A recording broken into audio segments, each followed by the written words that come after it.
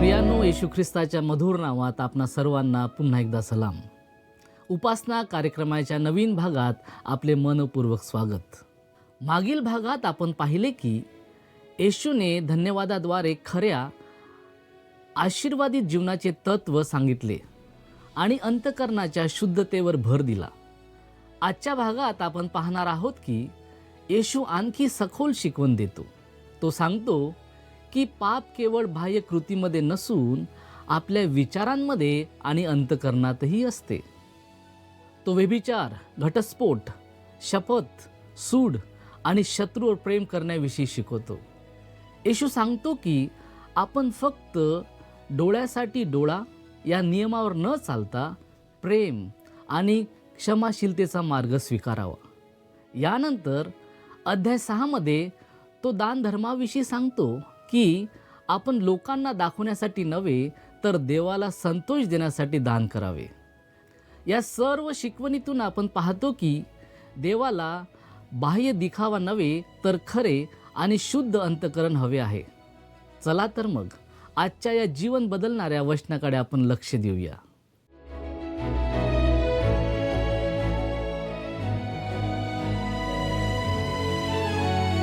प्रियांनो, प्रभू येशू ख्रिस्ताच्या मधुर नावात आपणास सलाम. आपणा सर्वांचे उपासना कार्यक्रमामध्ये हार्दिक स्वागत. मागील कार्यक्रमात आपण मत्तय याच्या 5व्या अध्यायाच्या 26व्या वचनापर्यंत अध्ययन संपविले आहे. आज आपण पुढे जात असताना अध्याय 5 याच्या 27व्या वचनापासून ते 6व्या अध्यायाच्या 4थ्या वचनापर्यंत अभ्यास करणार आहोत. यावेळेस आपण मत्तेकृत शुभवर्तमानाचा 5वा अध्याय आणि 27 आणि 28 ही वचने वाचूया. व्यभिचार करू नको म्हणून सांगितले होते, हे तुम्ही ऐकले आहे. मी तर तुम्हाला सांगतो, जो कोणी एखाद्या स्त्रीकडे कामेच्छेने पाहतो त्याने आपल्या मनात तिच्याशी व्यभिचार केलाच आहे. प्रभू येशू व्यतिरिक्त इतर कोणीही कधीही नियमशास्त्र पाळलेले नाही. जाहीरपणे सांगणारे अनेक असतील. एका रविवारी सकाळी एक पाळक आपल्या संदेशात हेच सांगत होते. संदेशानंतर एक मोठा मजबूत बांध्याचा लालबुंद चेहऱ्याचा मनुष्य त्यांच्याकडे आला आणि म्हणाला, तुम्ही नेहमी म्हणता की कोणीही नियमशास्त्र पाळत नाही, पण मला तुम्हाला सांगायचे आहे की मी नियमशास्त्र पाळतो. तो जरी त्या पाळकांच्या चर्चला येत होता तरी तो वेगळ्या पंथाचा सभासद होता. त्याने स्वतःला नियमशास्त्र पाळणारा म्हटल्यामुळे पाळक त्याला म्हणाले, ठीक आहे, आपण पाहूया. मग त्यांनी त्याला मत्तयाचा 5वा अध्याय आणि 22 वचन दाखवले, ज्यामध्ये द्वेष करणे हे खून करण्यासारखेच आहे असे सांगितले आहे. त्या माणसाने सांगितले की तो तेही पाळतो, जरी पाळकांचा त्यावर विश्वास नसला तरी. त्यानंतर पाळकांनी त्याला 28वें वचन दाखवून म्हटले, येथे असे लिहिले आहे की जर कोणी स्त्रीकडे वासनेने पाहिले तरी त्याने व्यभिचार केला आहे. आता माझ्याकडे सरळ बघ आणि मला सांग की तू कधीही असे केले नाहीस. तो मनुष्य आधीच लालबुंद होता, पण हे ऐकल्यावर त्याचा चेहरा आणखीनच लाल झाला. तो रागाने काहीतरी पुटपुटला आणि वळून तेथून निघून गेला. प्रियांनो, मी तुम्हाला सांगतो, तुम्ही प्रामाणिक असाल तर तुम्ही कधीही असे म्हणणार नाही की मी संपूर्ण नियमशास्त्र पाळतो. डोंगरावरील प्रवचन आपल्याला हे दाखवून देते की आपल्याकडून पाप घडले आहे आणि दया व सहाय्यासाठी आपल्याला येशूकडे जाणे गरजेचे आहे. मी डोंगरावरील प्रवचनानुसार जीवन जगत आहे असे म्हणणे आणि त्याचवेळी प्रत्यक्षात त्याचे उल्लंघन करत राहणे म्हणजेच नियमशास्त्र महत्त्वाचे नाही असे जाहीर करण्यासारखे आहे. पुढील वचनांमध्ये प्रभूने नियमशास्त्राविषयी आणि मानवाचा त्या नियमशास्त्राशी असलेल्या संबंधांविषयी अत्यंत प्रभावीपणे विवेचन केले आहे. आपण मत्तेकृत शुभवर्तमान 5वा अध्याय आणि 29 आणि 30 ही वचने वाचूया. तुझा उजवा डोळा तुला पापास प्रवृत्त करीत असेल तर तो उपटून टाकून दे, कारण तुझे संपूर्ण शरीर नरकात टाकले जावे यापेक्षा तुझ्या एका अवयवाचा नाश व्हावा हे तुझ्या हिताचे आहे. तुझा उजवा हात तुला पापास प्रवृत्त करीत असेल तर तो तोडून टाकून दे, कारण तुझे संपूर्ण शरीर नरकात पडावे यापेक्षा तुझ्या एका अवयवाचा नाश व्हावा हे तुझ्या हिताचे आहे. हे अत्यंत कठोर विधान आहे. यावरून स्पष्ट होते की जर तुम्ही देवाच्या आदर्शापर्यंत पोहोचू शकत नसाल तर तुम्हाला तारणाऱ्याची गरज आहे. स्वतःला फसवू नका आणि आपण नियमशास्त्र पाळतो असे ढोंग करू नका. तसे करणे दांभिकपणाचे आहे. ख्रिस्ती वर्तुळात आपण एकमेकांची स्तुती करण्यात गुंततो, पण प्रत्यक्षात आपण सर्व पापी आहोत आणि स्वर्गासाठी अयोग्य आहोत. डोंगरावरील प्रवचनामुळे तुम्ही ख्रिस्ताच्या वधस्तंभाकडे जाण्यास प्रवृत्त झाला पाहिजे, जिथे तुम्ही दयेची याचना करू शकाल. तसे करणे म्हणजे नियमशास्त्राचा खरा सन्मान होय. आम्ही नियमशास्त्र पाळतो असे आपण एकमेकांना पटवण्याचा प्रयत्न करू नये, कारण आपण सगळे सारखेच आहोत. आपण यावेळेस मत्याचं शुभवर्तमान 31 आणि 32 ही वचने वाचूया. कोणी आपली बायको टाकेली तर त्याने तिला सूटपत्र द्यावे हे सांगितले होते. मी तर तुम्हाला सांगतो की जो कोणी आपली बायको व्यभिचाराच्या कारणां वाचून टाकितो तो तिला व्यभिचारिणी करीतो, आणि जो कोणी अशा टाकिलेल्या बायकोबरोबर लग्न करीतो तो व्यभिचार करीतो. येथे प्रभू घटस्फोटाची कारणे स्पष्ट करतो. एखाद्या व्यक्तीचा घटस्फोट शास्त्रवचनांमध्ये नमूद नसलेल्या एखाद्या कारणास्तव झाला तर ती व्यक्ती व्यभिचारी ठरते. ख्रिस्ती समाजात आज या गोष्टीकडे पूर्णपणे दुर्लक्ष केले जाते. तथापि स्वर्गाच्या राज्याच्या युगात हाच नियम लागू असेल, कारण त्या काळात असे अनेक स्त्री पुरुष असतील ज्यांना आपल्या जोडीदाराला सोडण्याची इच्छा होईल. आपण जेव्हा 19व्या अध्यायाकडे वळू तेव्हा आपण घटस्फोटाच्या या प्रश्नाची अधिक सविस्तर चर्चा करणार आहोत. आपण आता मत्याचं शुभवर्तमान 5वा अध्याय 33 ते 35 ही वचने वाचूया. खोटी शपथ वाहू नको, तर आपल्या शपथा परमेश्वरापुढे खऱ्या कर, म्हणून प्राचीन काळच्या लोकांना सांगितले होते. हेही तुम्ही ऐकले आहे. मी तर तुम्हाला सांगतो, शपथ वाहूच नका, स्वर्गाची नका, कारण तो देवाचे राजासन आहे. पृथ्वीचीही वाहू नका, कारण ती त्याचे पादासन आहे. यरुशलेमेचीही नका, कारण ती थोर राजाची नगरी आहे. प्रभू येशू सांगतो की आपण असे व्यक्ती असावे ज्यांना शपथ घेण्याची गरजच पडू नये. लहानपणीची एक गोष्ट मला आठवते. माझे वडील बँकेत जायचे आणि पैसे कर्जाऊ घ्यायचे. त्यानंतर 2-1 दिवसांनी परत जाऊन ते त्या कर्जाच्या कागदपत्रांवर स्वाक्षरी करायचे, किंवा ते बँकेत फोन करून आपल्या खात्यात ठराविक रक्कम जमा करून घ्यायचे. पण आज परिस्थिती वेगळी, पूर्णपणे वेगळी आहे. असे का? कारण आजच्या जगात असे अनेक लोक आहेत ज्यांच्यावर विश्वास ठेवता येत नाही. प्रभू म्हणतो, परमेश्वराच्या लेकराने कोणत्याही परिस्थितीत नेहमीच विश्वासार्ह असावे. मग त्याचं शुभवर्तमान 5वा अध्याय आणि 37 मध्ये काय म्हणतो प्रभू? तर तुमचे बोलणे होय तर होय, नाही तर नाही, एवढेच असावे. याहून जे अधिक ते वाईटापासून आहे. जेव्हा एखादा माणूस मला म्हणतो, मी 1 मैल उंच रचलेल्या पवित्र शास्त्राच्या ढिगावर हात ठेवून शपथ घ्यायला तयार आहे, तेव्हा अशा माणसावर मी कधीच विश्वास ठेवत नाही. कारण मला असे वाटते की तो सांगत असलेली खोटी गोष्टच मुळात 1 मैल उंच आहे. आपण 38व्या वचनाकडे आपण जाऊया. डोळ्याबद्दल डोळा व दातांबद्दल दात असे सांगितले होते, हे तुम्ही ऐकले आहे. ख्रिस्त जेव्हा आपल्या राज्यात राज्य करेल तेव्हा हे सर्व काही बदलले जाईल. पुढे आपण जाऊया. 39वं वचन. मी तर तुम्हाला सांगतो, दुष्टाला अडवू नका. जो कोणी तुझ्या उजव्या गालावर मारितो त्याच्याकडे दुसरा गाल कर. तुम्ही अशा प्रकारचे जीवन जगता की तुम्ही दुष्टपणाचा प्रतिकार करता. येथे आपल्याला एक तत्व शिकायला मिळते, परंतु आपण अशा काळात जगत आहोत जिथे शहाणा सशस्त्र मनुष्य आपल्या घराचे रक्षण करतो. आणि तिमोथेला दुसरे पत्र 4था अध्याय आणि 14 मध्ये पौल असे म्हणू शकला, अलेक्सांद्र तांबटाने माझे पुष्कळ वाईट केले, त्याची फेड त्याच्या कृत्यांप्रमाणे प्रभू करेल. स्वर्गाच्या राज्यामध्ये मात्र तुम्ही दुसरा गाल पुढे करू शकाल. एकदा एका माणसाला कोणीतरी थोबाडीत मारली आणि तो खाली पडला. तो उठला आणि दुसराही गाल पुढे केला. त्या माणसाने पुन्हा त्याला मारून खाली पाडले. यावेळी तो उठला आणि त्याने त्या माणसाला चांगलाच धडा शिकवला. हे पाहणाऱ्या एका व्यक्तीने विचारले, तू असे का केलेस? तो म्हणाला, अहो, प्रभूने दुसरा गाल पुढे करायला सांगितले म्हणून मी तसे केले. पण त्यानंतर काय करायचे हे त्याने सांगितले नव्हते. आपण मत्ताचं शुभवर्तमान 5वा अध्याय आणि 40 ते 42 ही वचनं वाचूया. जो तुझ्यावर फिर्याद करून तुझी बंडी घेऊ पाहतो त्याला तुझा अंगरखाही घेऊ दे. आणि जो कोणी तुला वेठीस धरून 1 कोस नेईल त्याच्याबरोबर 2 कोस जा.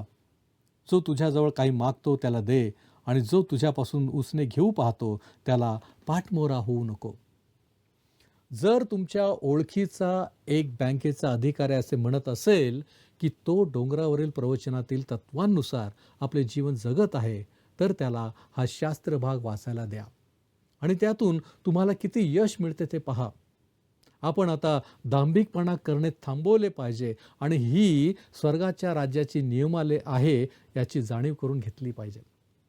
जेव्हा आपला प्रभू येशू या पृथ्वीवर आपल्या राजासनावर विराजमान होईल, तेव्हाच लोकांना या पद्धतीने जीवन जगणे शक्य होईल. आजच्या काळात मात्र या नियमांनुसार कोणताही व्यवसाय चालवणे शक्य नाही. काही वर्षांपूर्वी आयर्लंडचे आर्चबिशप मगी यांनी असे म्हटले होते की डोंगरावरील प्रवचनाच्या तत्वांवर ब्रिटिश राष्ट्राचा राज्यकारभार चालवणे अशक्य आहे. जरी या प्रवचनात आजच्या ख्रिस्ती जीवनासाठी महान तत्वे आहेत, तरी त्याची पूर्ण अंमलबजावणी केवळ तेव्हाच होऊ शकते जेव्हा ख्रिस्त राजासनावर बसून राज्य करेल. हे अगदी स्पष्ट आहे. आजच्या समाजात अनेक श्रीमंत मंडळ्या असे सांगतात की ते डोंगरावरील प्रवचनाचे पालन करतात आणि रविवारी लोकांना तेच शिकवले जाते. पण प्रत्यक्षात जर तुम्ही एखाद्या श्रीमंताकडे मदतीसाठी गेलात तर फारसे काही मिळत नाही. रविवारी जो तुझ्याजवळ काही उसने मागतो त्याला दे, आणि जो तुझ्यापासून उसने घेऊ पाहतो त्याला पाठमोरा होऊ नकोस. हे ऐकायला छान वाटते, पण सोमवारी व्यवहार मात्र थंड आणि पैशावर आधारित असतात. आजचे जग असेच चालते. तरीही या वचनांमध्ये एक महत्त्वाचा सिद्धांत आहे, गरजूंना मदत करणे. विश्वासणाऱ्यांनी अनेक चांगली कामे केली पाहिजेत. इतिहासातही सुवार्ता प्रसारानंतरच दवाखाने, अनाथालय आणि दानधर्माची कामे उभी राहिली आहेत. ती कधीही सुवार्ता प्रसाराच्या आधी नव्हती. म्हणूनच विश्वासणाऱ्याच्या जीवनात चांगल्या कार्याचे फळ दिसले पाहिजे. आपण पुढे जाऊया. 43 ते 44 ही वचने आपण वाचूया. आपल्या शेजाऱ्यावर प्रीती कर व आपल्या वैऱ्याचा द्वेष कर असे सांगितले होते, हे तुम्ही ऐकले आहे. मी तर तुम्हा सांगतो, तुम्ही आपल्या वैऱ्यांवर प्रीती करा आणि जे तुमचा छळ करीतात त्यांच्यासाठी प्रार्थना करा. मी आग्रहाने सांगतो की हा नियम स्वर्गाच्या राज्यासाठी आहे. प्रभू येशू मोशेच्या नियमशास्त्राला उच्च स्तरावर नेले. तो म्हणतो की राज्यात शत्रूचा द्वेष करण्याऐवजी त्याच्यावर प्रीती केली पाहिजे. आजचा विश्वासणारा एका वेगळ्या तत्वावर कार्य करतो.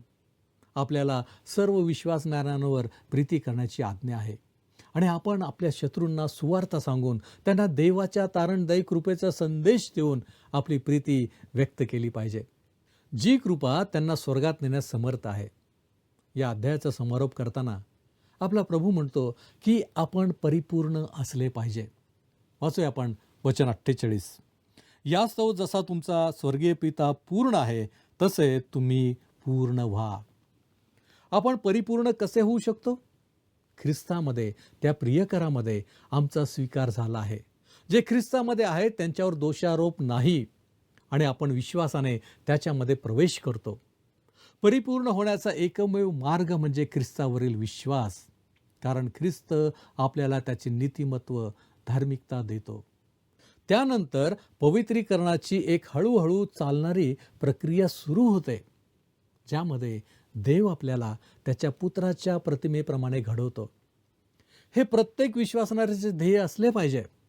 पण स्वतःच्या प्रयत्नांनी परिपूर्ण होण्याचा प्रयत्न करणे पूर्णपणे व्यर्थ आहे.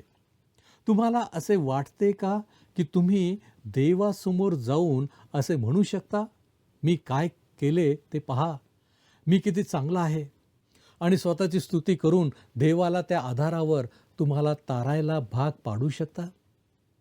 तसे कधीच होणार नाही, कारण आपण कोणीही परिपूर्ण नाही.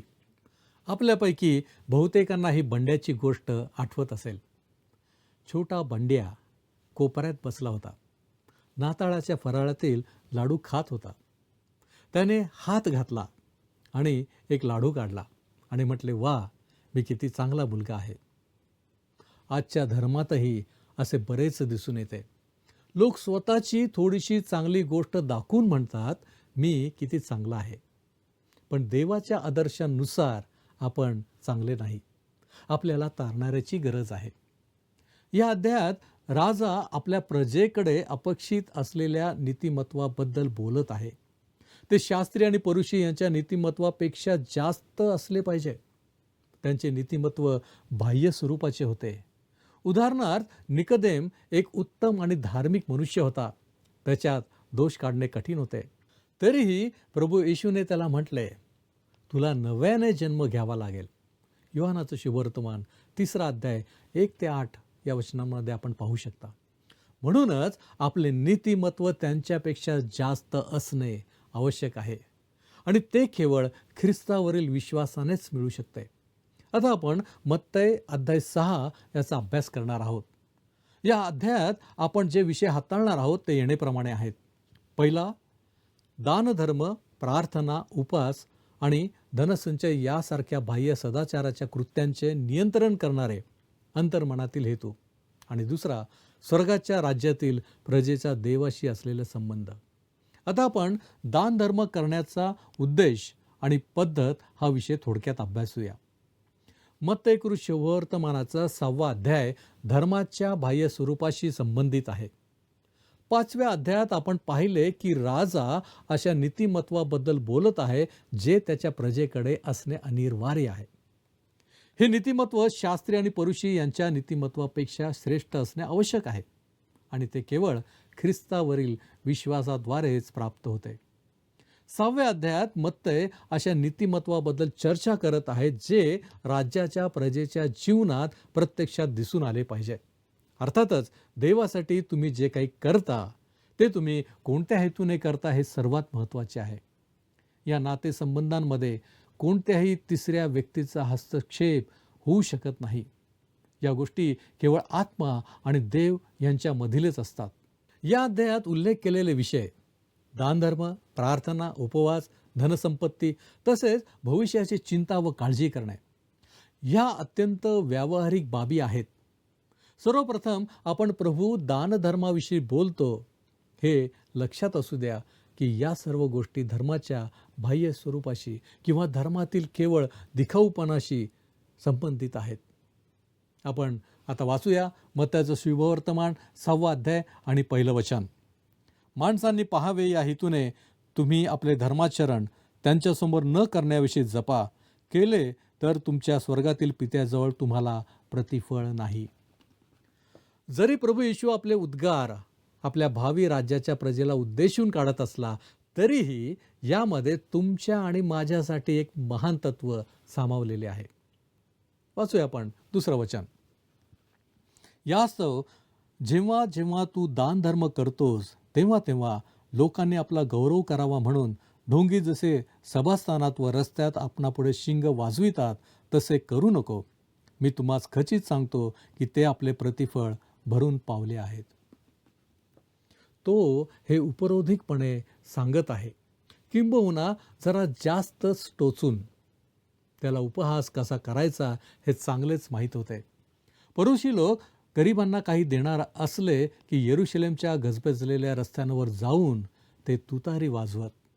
उद्देश गरिबांना बोलावणे असला तरी लोकांना आपली चांगली कामे दाखवण्याची ती उत्तम संधी होती.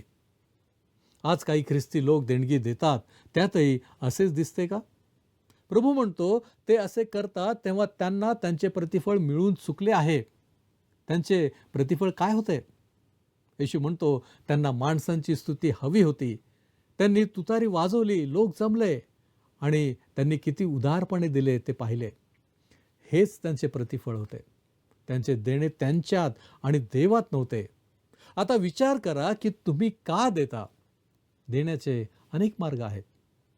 एक पाळक सांगतात की त्यांच्या चर्चमध्ये एक माणूस होता जो नेहमी ते पुलपीटवर जाण्यापूर्वी त्यांच्या हातात एक पाकीट देत असे. त्याला वाटायचे की त्यामुळे पालक प्रभावित होतील आणि उपदेशादरम्यान त्याचा उल्लेख करतील. एके दिवशी त्या माणसाचा मित्र पालकांकडे आला आणि म्हणाला, अमुक अमुक व्यक्ती तुमच्यावर नाराज आहे. त्याने पुढे सांगितले की गेल्या रविवारी माझ्या मित्राने दिलेल्या मोठ्या रकमेच्या पाकिटाचा तुम्ही उल्लेख देखील केला नाही. पालक म्हणाले, हो बरोबर आहे. आणि त्यामागचे कारणही सांगितले. तुझा मित्र श्रीमंत आहे आणि त्याने दिलेल्या पाकिटातील रक्कम त्याच्या संपत्तीच्या मानाने फारच थोडी आहे. पण गेल्या रविवारी एका पोस्टमनने मला एक पाकिट दिले. त्याने सांगितले की उपासना संपेपर्यंत ते उघडू नका आणि कोणालाही त्याबद्दल सांगू नका. त्याने दिलेल्या पाकिटात त्या श्रीमंत माणसापेक्षा जवळजवळ दुप्पट रक्कम होती. जर मला कोणाचा उल्लेख करायचा असता तर मी त्या पोस्टमनचा केला असता, पण त्याने तसे करण्यास मनाई केली होती. तुमचे देणे हे तुमच्या आणि देवामध्ये असले पाहिजे. ज्या क्षणी तिसरा माणूस मध्ये येतो त्या क्षणी स्वर्गात काहीच प्रतिफळ मिळत नाही. आज बऱ्याच ठिकाणी ज्याला ख्रिस्ती दानधर्म म्हणतात तो खरा दानधर्म नसतोच. उदाहरणार्थ एका कॉलेजच्या एका जुन्या इमारतीवर घुमट बांधण्याचे ठरले आणि असे जाहीर करण्यात आले की जो सर्वात जास्त देणगी देईल त्याचे नाव त्या घुमटाला दिले जाईल. लगेच अनेकांना वाटू लागले की आपले नाव तिथे हवे आहे. आज त्या घुमटाला एका माणसाचे नाव दिले आहे आणि ते दगडात कोरलेले आहे, म्हणजे त्याची तुतारी कायम वाजत आहे. बरेच लोक अशाच प्रकारे देतात, पण देवासमोर अशा देणगीची काहीच किंमत नाही. आपण पुढे जाऊया. 3 आणि 4 वचन वाचूया. तू तर दानधर्म करीतोस तेव्हा तुझा उजवा हात काय करीतो हे तुझ्या डाव्या हाताला कळू नये, अशा हेतूने की तुझा दानधर्म गुप्तपणे व्हावा, म्हणजे तुझा गुप्तदर्शी पिता तुला तुझे फळ देईल. तुमचा एक हात खिशात घालून आपण किती दान देत आहोत हे लोकांना कळावे म्हणून दुसरा हात उंचावू नका.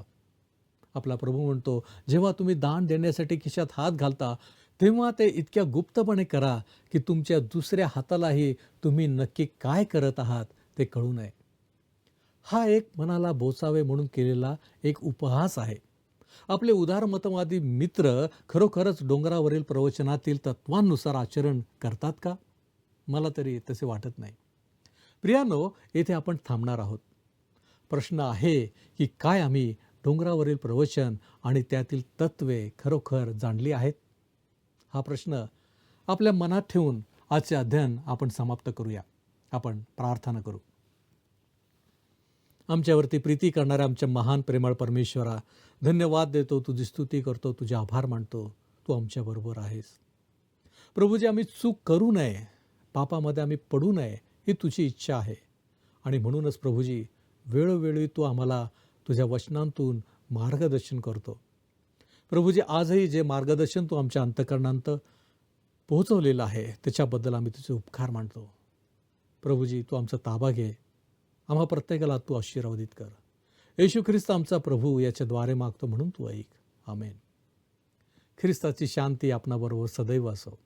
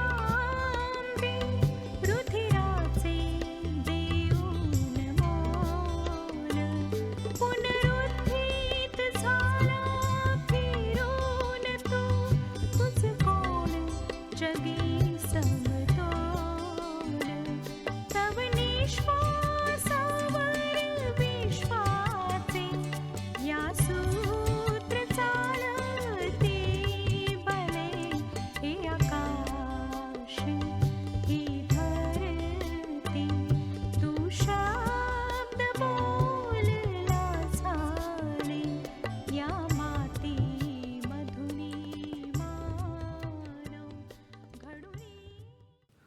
प्रियांनो, आजच्या संदेशातून आपण शिकलो की देव आपल्या बाह्यकृतीपेक्षा आपल्या अंतःकरणाकडे पाहतो.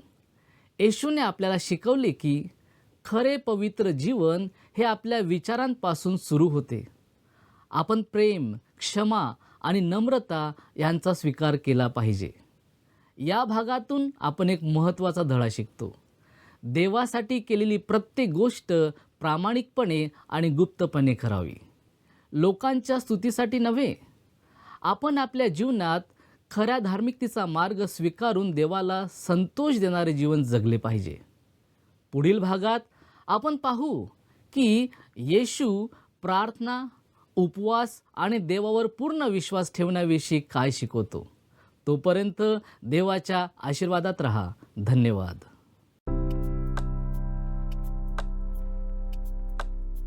मागील कार्यक्रमातील प्रश्नाचे उत्तर आहे पर्याय डी.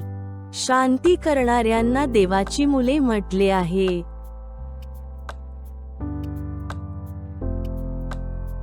आजचा प्रश्न, आमचा छळ करणाऱ्यांसाठी आम्ही काय करावे? ए. बदला घ्यावा. बी. प्रार्थना करावी. सी. शांत राहावे. डी. फिर्याद करावी. प्रियांनो, या प्रश्नाचे उत्तर उद्या सकाळी 6 वाजण्याच्या आधी पर्याय ए, बी, सी किंवा डी लिहून आपले नाव, पत्ता आणि ठिकाण यासोबत मोबाईल नंबर 7021474742 वर SMS किंवा व्हॉट्सॲप करा. हा कार्यक्रम आपणास आवडला काय? आता आम्हाला एक मिस कॉल करा.